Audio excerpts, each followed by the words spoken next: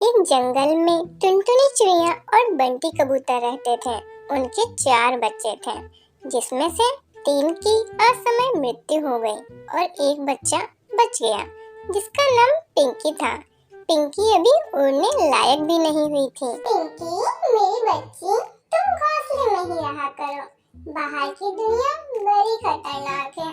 बहुत दुष्ट पंछी रहते हैं यहाँ। जब तुम उड़ने लायक हो जाओगी, तब मैं तुम्हें बाहर जाने दूंगी। जब तक तुम सारी दुनिया को अच्छे से समझ जाओगी। एक दिन टुनटुनी बीमारी का शिकार हो गई। वो ठीक से हिलडुल भी नहीं पा रही थी। वो सिर्फ अपनी पिंकी की चिंता में रोई जा रही थी। बेटी, तुमने कुछ खाया भी नहीं है। मैं बाहर भी नहीं जा सकती। तुम्हारा बाप न जाने कहाँ चला गया है। मुझे तुम्हारी बहुत चिंता हो रही है मेरी बच्ची। मम्मा, आप मेरी चिंता मत करो। बस तुम ठीक हो जाओ। मैं तुम्हारे लिए खाने का इंतजाम करूंगी। पिंकी बेटी, मुझे भूख नहीं है। मैं तोता काका से कह दूंगी। वो तुम्हारे लिए कुछ खाने की व्यवस्था कर देंगे। माँ, बापू को कोई चिंता नहीं है हमारी। बेटी, चिंता होती तो इस समय हमारे पास होते। इतने में टुनटुनी चिड़िया ने मिट्ठू तोते को जाता देखा और बुला लिया। मिट्ठू भाई, मेरी तबीयत ठीक नहीं है। बुखार है। मेरी बच्ची भूखी है। उसे कुछ खिला दो। मुझे भूख नहीं है। ठीक है टुनटुनी, मैं कुछ दवाई और खाने का सामान लेकर आता हूँ। कुछ देर बाद मिट्ठू तोता दवाई और खाने का सामान लेकर आ गया। टुनटुनी बहन, दवाई और खाने का सामान लाया हूँ। पिंकी को भी खिला दूंगा। तुम भी खाकर दवाई खा लो। काका, माँ सो रही है। रात भर जगी थी। इन्हें सोने दो। जब नींद खुलेगी तो मैं खिला दूंगी और दवाई भी पिला दूंगी। टुनटुनी दिन में तो कभी नहीं सोती। शायद बीमारी की वजह से नींद आ गई होगी। तुम इसे कुछ खिलाकर दवा जरूर खिला देना। तुम्हें भूख लगी है, खा लो। मिट्ठू के जाने के बाद पिंकी ने कुछ दाने खाए। माँ, आज तुम्हारी तबीयत ठीक नहीं है, तो मुझे भी कुछ खाने का मन नहीं है। थोड़ा सा खा लिया, बाकी तुम्हारे साथ खाऊंगी माँ। पिंकी ने ध्यान से देखा तो उसकी माँ के शरीर में कोई हलचल नहीं थी। वो परेशान हो गई। उसने अपनी माँ को जगाने की कोशिश की। टुनटुनी ने सर उठाया, लेकिन ठीक से बोल नहीं पा रही थी। मेरी बच्ची, तुमने खाया? हाँ माँ, मैंने खा लिया। तुम भी उठो, तुम्हें भी खिलाती हूँ। फिर दवा भी खानी पड़ेगी। बेटी, अब मुझसे बोला नहीं जा रहा। तुम अपना ख्याल, मैं अब नहीं रहा। माँ, ऐसा क्यों कर रही हो? तुम्हें कुछ नहीं होगा। खाना खाकर दवाई खा लो। हिम्मत दिखाओ माँ। टुनटुनी चिड़िया कोई जवाब नहीं दे पाई और उसने हमेशा हमेशा के लिए अपनी आंखें बंद कर ली। पिंकी समझ गई थी कि उसकी माँ अब इस दुनिया में नहीं रही। वो सचमुच अनाथ हो चुकी है। वो माँ से लिपट लिपट कर रोने लगी। तोता भी वहाँ आ गया। उसने पिंकी को बहुत समझाया और हिम्मत दी। माँ, माँ अब नहीं है तो अब कुछ भी नहीं है। मेरे सारे सपने चूर-चूर हो गए। अब मैं किसे माँ कहकर पुकारूंगी?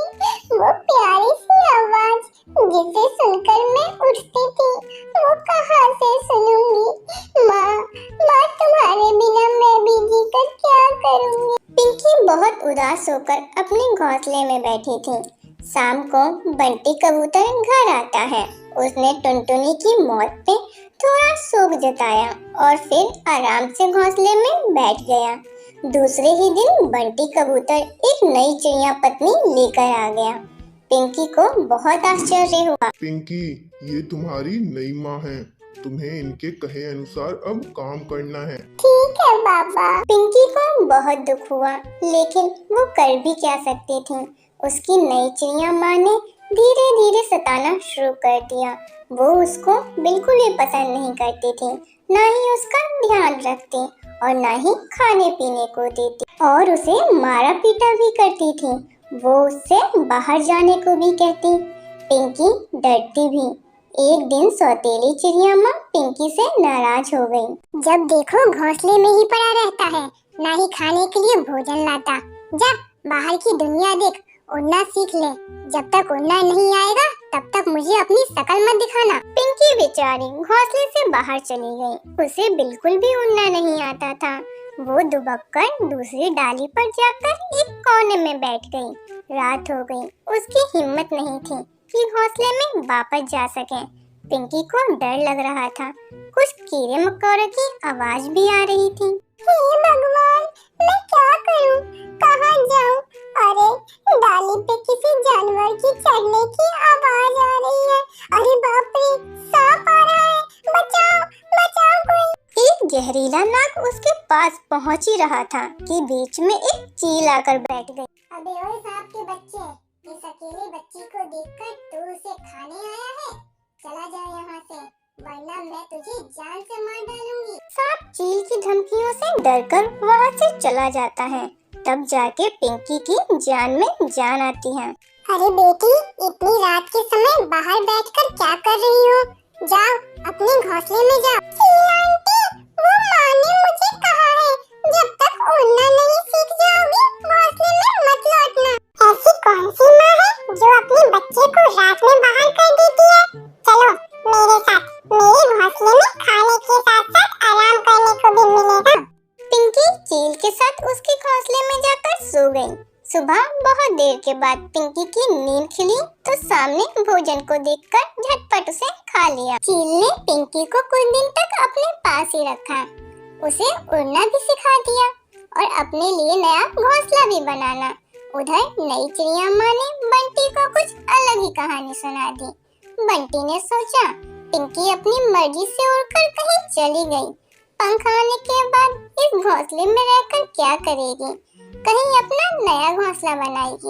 एक दिन बहुत तेज तूफान आया। बंटी का घोंसला पूरी तरह से टूट गया। चिड़िया और बंटी पूरी तरह से बेघर हो गए। वो एक पेड़ की डाली पर बैठकर सोच में पड़े थे।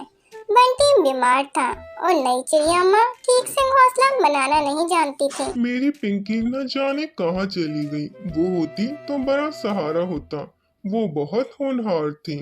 जाओ जाओ, उसे कहीं से ढूंढ के लाओ, हमें उसकी बहुत जरूरत है। माँ, बापू, मुझे ढूंढने की जरूरत नहीं, मैं तो आ गई। चलिए, नया घोंसला आपके लिए इंतजार कर रहा है। चिड़िया माँ और बंटी कबूतर बहुत शर्मिंदा हुए। वो पिंकी के साथ उसके नए घोंसले में पहुँच गए। वहाँ पहुँचकर उन्हें बहुत अच्छा लगा। पिंकी बेटी, मुझे माफ कर दो। मैंने तुम जैसे हीरे की कदर नहीं की। मैंने तुम्हारे साथ बहुत अत्याचार किए, लेकिन तुमने ही हमें इस मुसीबत से बाहर निकाला बेटी।